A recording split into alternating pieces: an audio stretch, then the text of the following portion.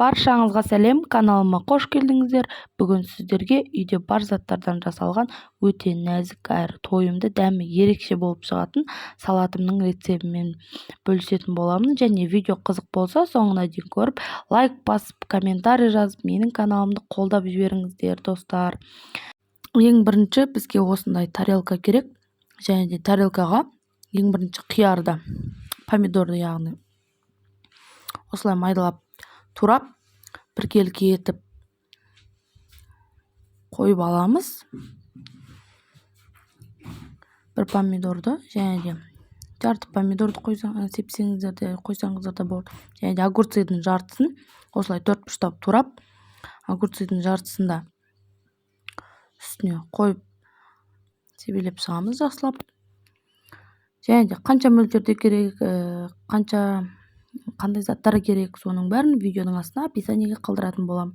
Және де огурциден кейін осылай бір жұмыртқаны жақсылап күштен өткізіп, бетіне огурцы мен помидордың бетіне жақсылап себелеп шығамыз.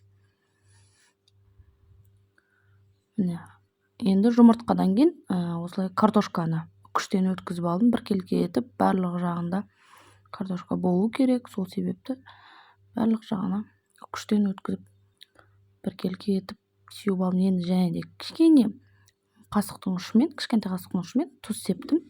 Және де енді майонезімді жағып алдым. Осылай майонезді бір салафанға неге салып үйтпей-ақ, осылай майонездің үстін тесіп, осылай майонезін жағып шықтым. Енді қайталаймыз.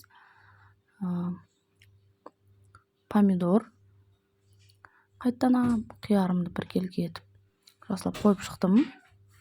Енді одан кейін огурцымды, қиярымды біркелкі етіп осылай қойып шығамын.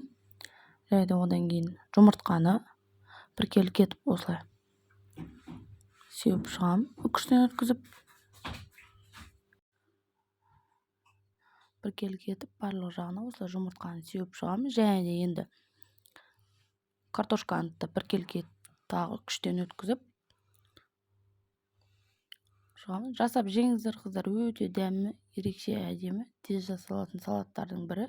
Жасап жеуге кеңес беремін. Дәмі ерекше шықты, әдемі болды. Және де енді тұз сеуіп, қайттан кішкене тұз сеуіп, қайттан майонезімді жағып шығамын. Осылай майонезімді жақсылап жағып шығамыз. Және де енді твердый сыр, мен сметанковый сыр қолдандым, бірақ осындай қатты сыр. Осыны жақсылап теркадан өткізіп, біркелкі етіп, барлық жағына сеуіп шықтым.